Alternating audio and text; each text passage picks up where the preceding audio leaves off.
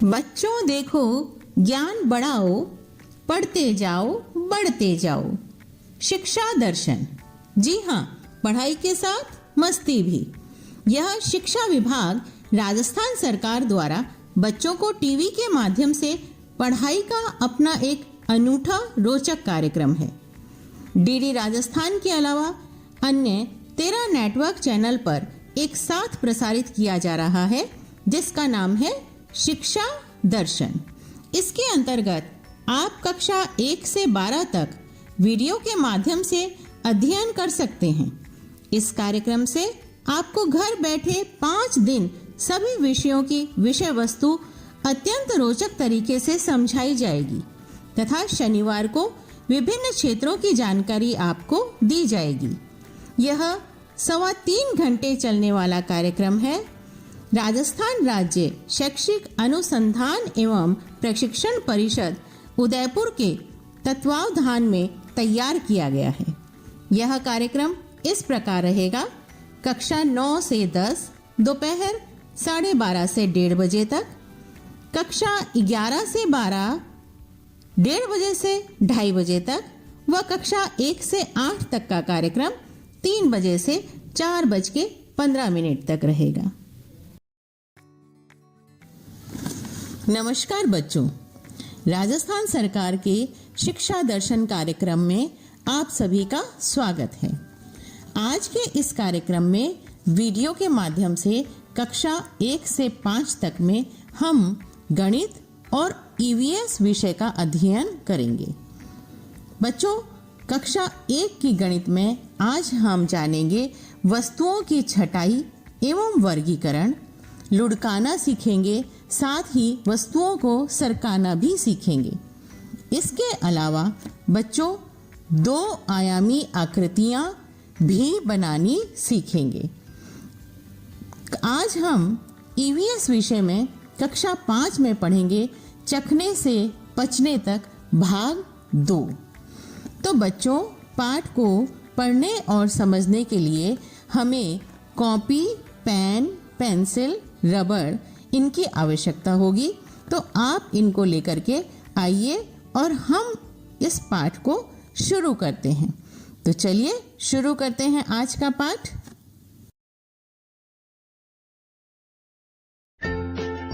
वस्तुओं को छांटने, sorting of objects में होने वाली सामान्य गलतियाँ।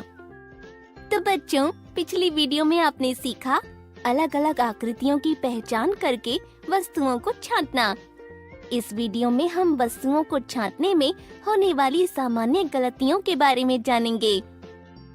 आज छोटू की मैडम कक्षा में कुछ वस्तुएं लेकर आई हैं। बच्चों, ये देखो, मेरे पास कुछ वस्तुएं हैं। क्या आप इन्हें पहचान सकते हो?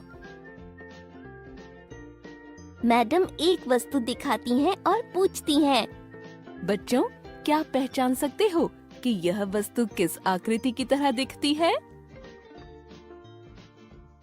मैडम, ये गोल गोल बॉल जैसी आकृति है। शाबाश आरती, सही कहा, ये है गोल बॉल जैसी आकृति। मैडम ने अब दूसरी वस्तु दिखाकर पूछा, बच्चों, यह वस्तु किस आकृति की तरह दिखती है? मैडम, ये है डिब्बे जैसी आकृति। शाबाश छोटू, सही कहा, ये है डिब्बे जैसी आकृति। बच्चों, अब इस वस्तु की आकृति को पहचानो। मैडम, ये तो बेलन जैसी आकृति है। शाबाश आरती, सही कहा, ये है बेलन जैसी दिखने वाली आकृति। मैडम, ये तो आइसक्रीम के कोन जैसी दिखने वाली आकृति है। शाबाश छोटू, सही कहा, ये है कोन जैसी दिखने वाली आकृति। और बच्चों, ये है हमारे पास बेलन जैसी दिखने वाली आकृति।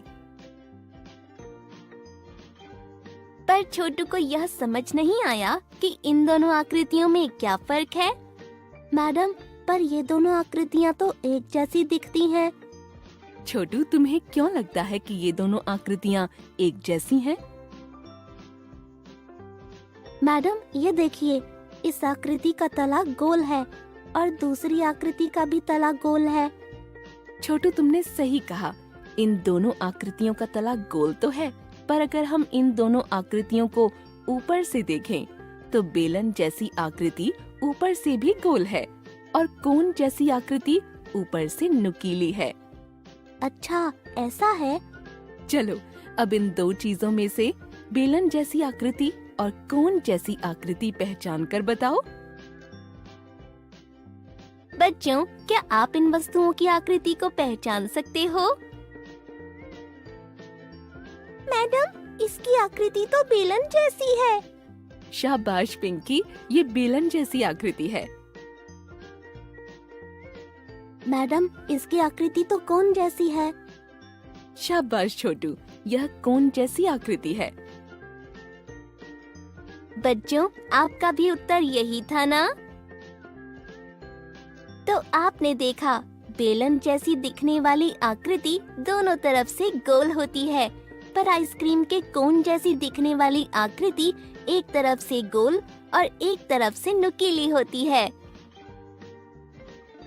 आज के लिए बस इतना ही। इस वीडियो में हमने वस्तुओं को छांटने में होने वाली सामान्य गलतियों के बारे में जाना। मुझे आशा है कि आप यह विषय ठीक से समझ गए होंगे। बाय बच्चों। लुढ़कने, रोल और सरकने, स्लाइड वाली वस्तुओं को पहचानना। हेलो बच्चों, मैं हूँ तोता। इस पाठ में आपका स्वागत है। आइए देखें कि इस पाठ में हम क्या सीखेंगे। लुढ़कने, रोल और सरकने, स्लाइड के बीच अंतर, तथा लुढ़कने, रोल और सरकने, स्लाइड वाली वस्तुओं को पहचानना। आज छोटू और पिंकी अपनी माँ के साथ पार्क में झूला झूलने आए हैं। माँ, मुझे इस झूले पर झूलना है। हाँ माँ, मुझे भी। ठीक है बच्चों, जाओ तुम झूल लो। छोटू और पिंकी बारी बारी से झूले पर चढ़ने लगे। छोटू की जेब में उसकी गेंद रखी थी और झूले से फिसलते समय वो उसकी जेब से बाहर निकल गई। अरे छोटू, तुम्हारी गेंद भी तुम्हारे साथ फिसल गई।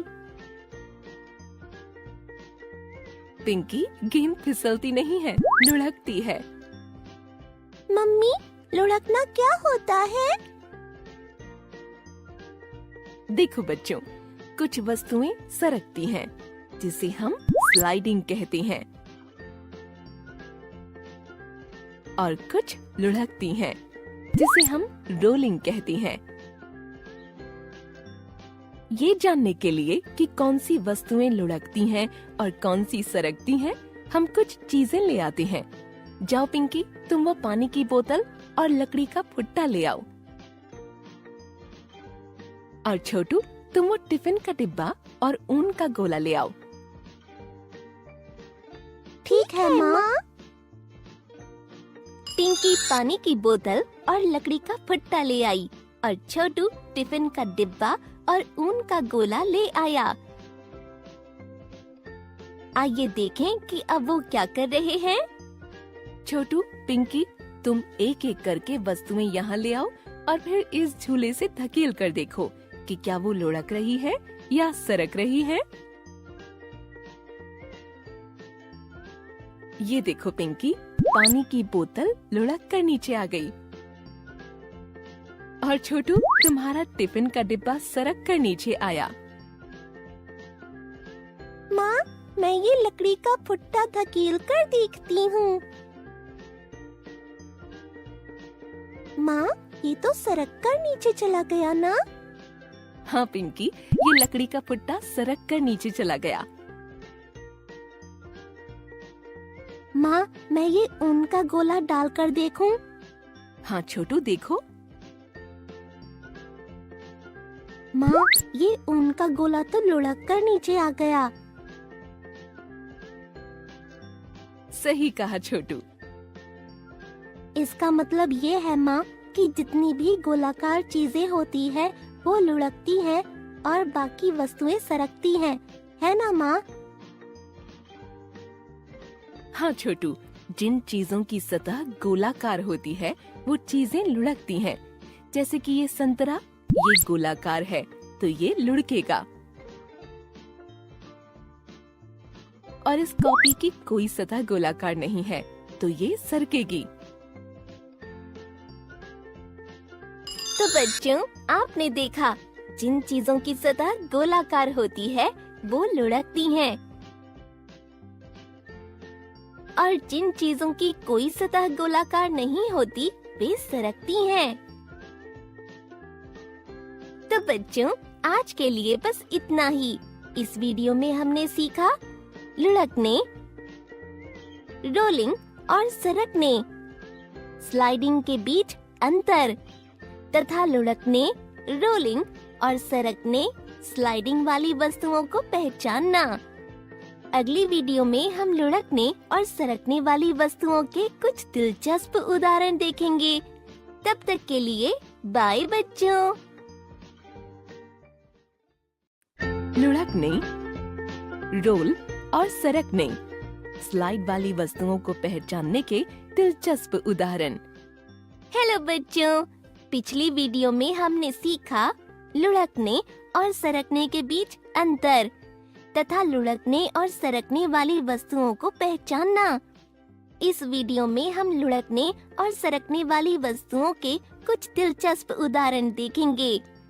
छोटू और पिंकी आज स्कूल से घर आकर कैरम खेल रहे हैं। पिंकी, तुम्हें याद है हमें स्कूल से लुढ़कने या सरकने वाली वस्तुओं की सूची बनाने को कहा गया है? हाँ छोटू, मुझे याद है।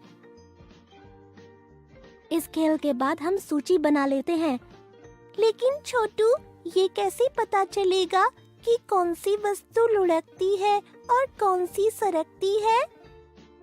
वो तो सोचना पड़ेगा, पर पहले ये देखो, मैंने रानी को गड्ढे में डाल दिया। अरे छोटू, ये गोटियां तो सरक कर गड्ढे में जा रही हैं। अरे वाह, हमें मिल गया एक उदाहरण। चलो पिंकी, ऐसे ही और भी चीजों को धकेल कर देखते हैं। पिंकी और छोटू ने घर में से कुछ चीजें इकट्ठा कर लीं। छोटू, अब हम इन्हें कैरम बोर्ड पर धकेल कर देखते हैं। पर पिंकी, ये कैरम बोर्ड तो बहुत छोटा है, इस पर तो ये सब चीजें आएंगी ही नहीं, तो इस पर कैसे चीजें रखेंगे? तो हम फर्श पर सभी को धकेल कर देखते हैं कि कौन सी वस्तुएं लुढ़क रही हैं और कौन सी वस्तुएं सरक रही हैं। छोटू और पिंकी ने एक एक करके वस्तु को फर्श पर धकेलना शुरू कर दिया।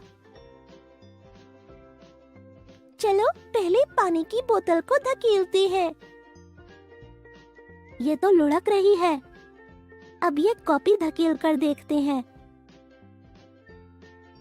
ये तो सरक रही है। अब पेंसिल की बारी। और ये लुढ़क लुढ़क कर जा रही है। अब शार्पनर को धकेलते हैं।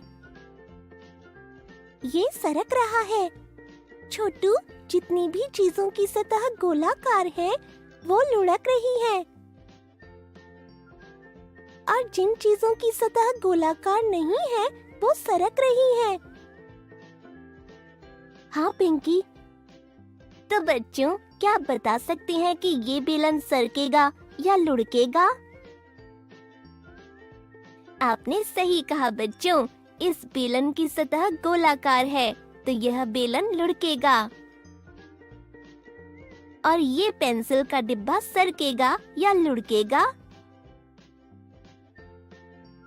इस पेंसिल के डिब्बे की सतह गोलाकार नहीं है तो यह पेंसिल का डिब्बा सरकेगा। तो बच्चों, आपने देखा जिन चीजों की सतह गोलाकार होती है वो फर्श पर लुढ़कती,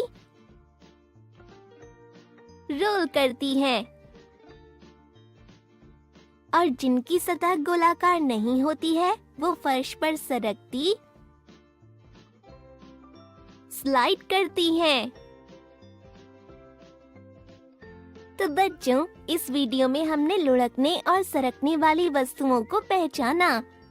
अगली वीडियो में हम लुढ़कने और सरकने वाली वस्तुओं को पहचानने के कुछ और दिलचस्प उदाहरण देखेंगे और कुछ सामान्य गलतियों के बारे में जानेंगे जो नहीं करनी चाहिए।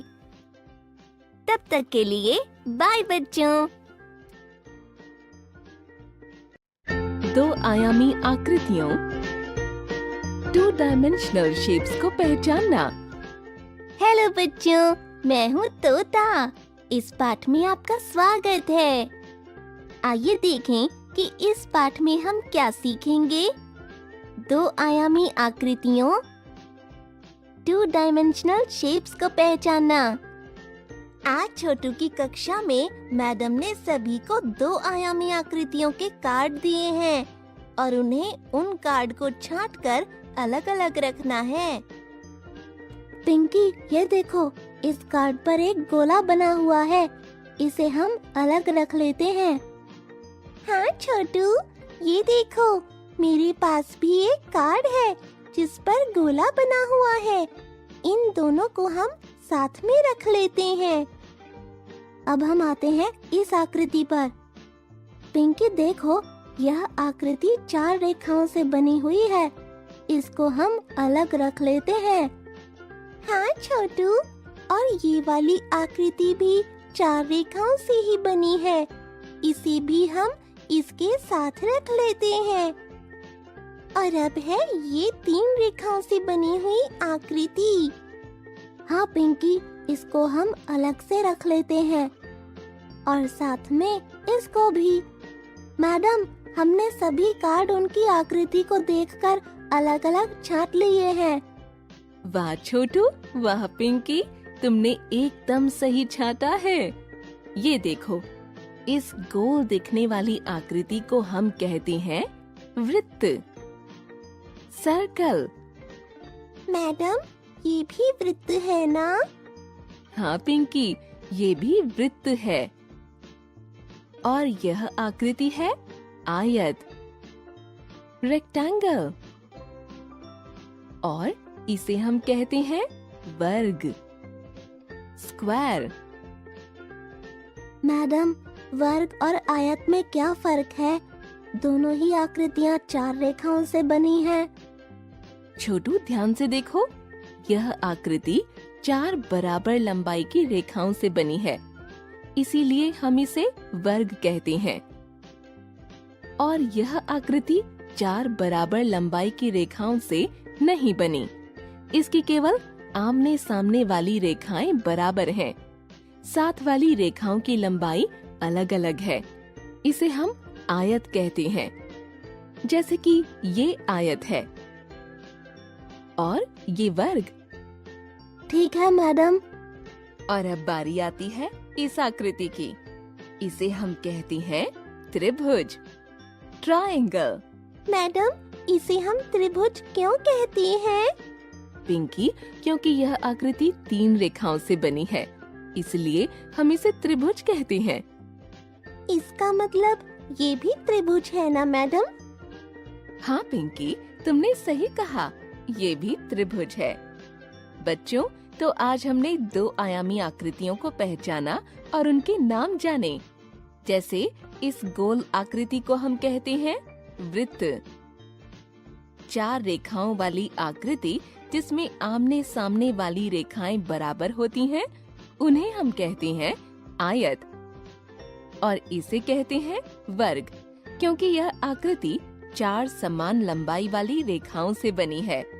और यह है त्रिभुज, क्योंकि यह आकृति 3 रेखाओं से मिलकर बनी है। तो बच्चों, आज के लिए बस इतना ही। इस वीडियो में हमने सीखा 2 आयामी आकृतियों 2 डायमेंशनल शेप्स को पहचानना। अगली वीडियो में हम देखेंगे 2 आयामी आकृतियों 2 डायमेंशनल शेप्स को पहचानने के उदाहरण। तब तक के लिए बाय बच्चों।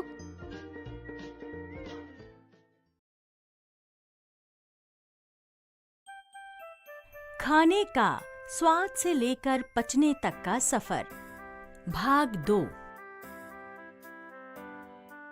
इस वीडियो के उद्देश्य हैं: क. समझना मुंह से खाने की पेट तक की यात्रा। ख. नमक चीनी के घोल के महत्व को समझना। ग, स्वच्छ और संतुलित आहार क्यों जरूरी है हमारे विकास के लिए। नमस्कार दोस्तों, आशा है आप लोग स्वस्थ होंगे। मैं फिर आ गया हूँ आप सभी को तंदुरुस्त बनाने के लिए। आपको ज्ञात होगा कि कल मीनू की माँ गीता, रमेश और मीनू को खाने का स्वाद से पचने तक के सफर के बारे में बता रही थीं। बच्चे बहुत सारी जानकारी इकट्ठा कर चुके थे, पर रमेश के मन में एक सवाल था। आइए उसके सवाल का जवाब ढूंढते हैं। स्कूल से लौटते समय मीनू, गीता और रमेश बातें कर रहे थे। मीनू, चलो तुम्हारे घर चले। मौसी से खाने की पाचन क्रिया के बारे में समझना है। हाँ मीनू, मेरे सवाल का जवाब भी तो लेना है मुझे। क्या था तुम्हारा सवाल रमेश? मुझे मौसी से पूछना था कि खाना मुंह से होकर पेट तक कैसे पहुंचता है। हाँ चलो दोस्तों, मेरे घर चलते हैं। माँ इंतजार कर रही होंगी। माँ, लो हम सब फिर आ गए। चलो ना, अब बताओ भी ना खाने का आगे का सफर। आओ बच्चों, बैठो। लो, पहले यह कुछ फल खा लो, भूख लगी होगी। मुझे याद है मौसी, मुझे 32 बार चबाना है। हाँ रमेश, शाबाश।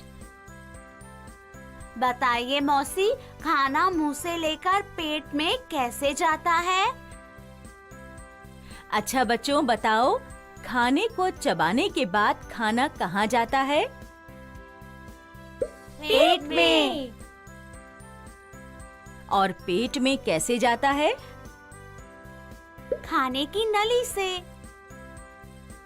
हाँ, खाना मुंह से खाने की नली से होते हुए हमारे पेट में जाता है। वहाँ हमारा पेट खाने में से अच्छी चीजें, पौष्टिक तत्व निकाल लेता है और बाकी अनचाही चीजों को आगे भेज देता है। इससे हमें पूरे दिन काम करने की, पढ़ने की और खेलने कूदने की शक्ति मिलती है। कितना चमत्कारी है ना हमारा यह सफर दोस्तों। लगता है राजा उठ गया, उसे भूख लगी होगी। राजा को भूख लगी है, मैं उसे दूध पिला देती हूँ।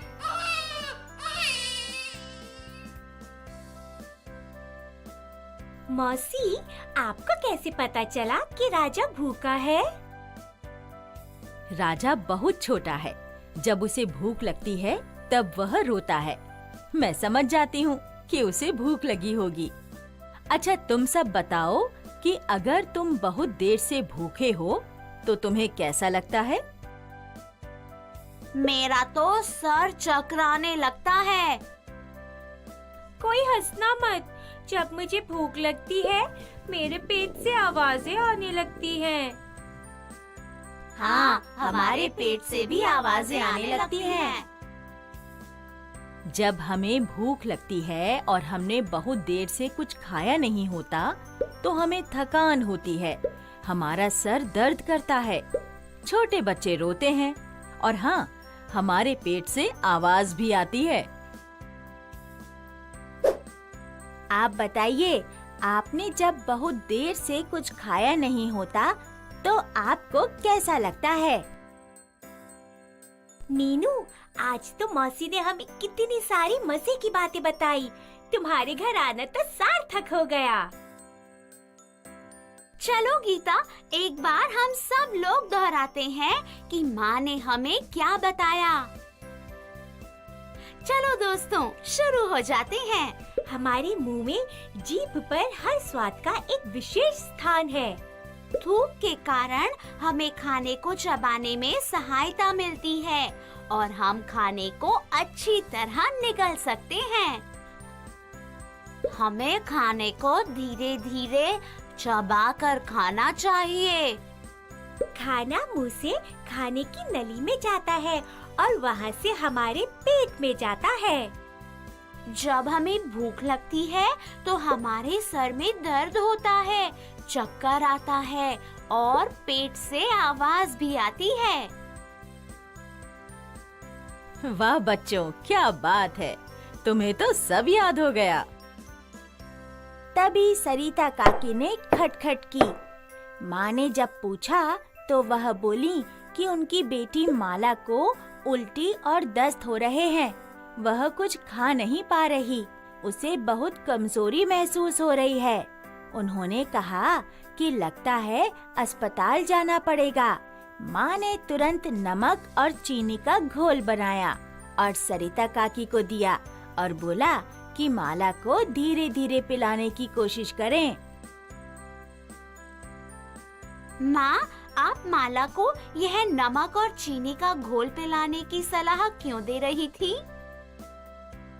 बच्चों, जब हमारे पेट में कुछ नहीं ठहरता और हमें उल्टी या दस्त लग जाते हैं, तब हमें घर में साफ पानी में नमक और चीनी मिलाकर मरीज को धीरे धीरे पिलाना चाहिए।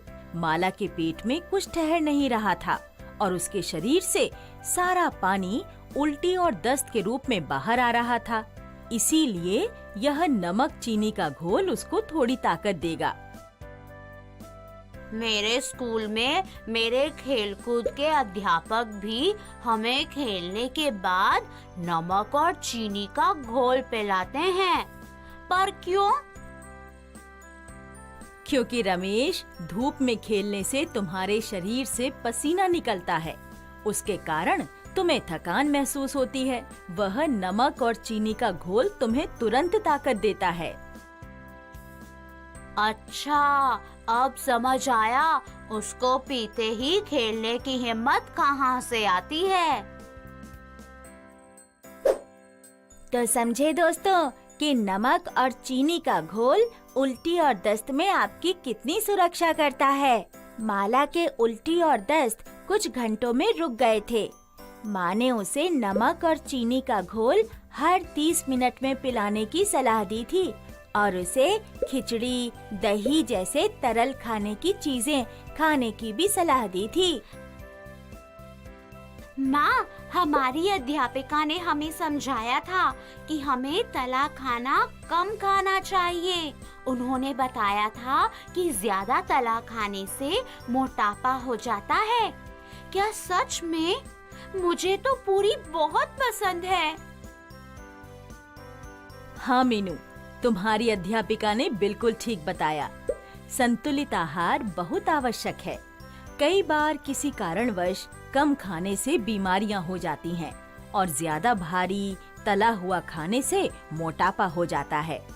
इसीलिए हमें संतुलित आहार खाना चाहिए, व्यायाम करना चाहिए और आसपास सफाई रखनी चाहिए। अच्छा, तो अब से मैं पूरी खाऊंगी, पर हरी सब्जी और फल भी खाऊंगी। ये रमेश है ना? मौसी कभी भी अपना टिफिन खत्म नहीं करता, रोज खाना छोड़ देता है। बच्चों, हमें खाना हमेशा खत्म करना चाहिए। हम खाने को बर्बाद नहीं कर सकते, क्योंकि कई घरों में कई वजहों से खाने की कमी होती है।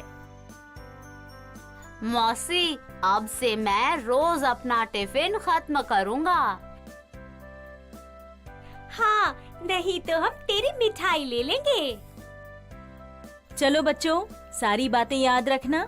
अब जाओ, तुम सब थोड़ी देर खेलने जाओ, फिर समय से अपने घर चले जाना। सारे बच्चे मौसी को धन्यवाद करके खेलने चले जाते हैं। तो दोस्तों, आशा है आपको खाने के स्वाद से पचने तक के सफर में मजा आया होगा। आप लोग ने जो भी सीखा है उसको याद रखना। अब से हमेशा स्वस्थ खाओ, स्वस्थ रहो।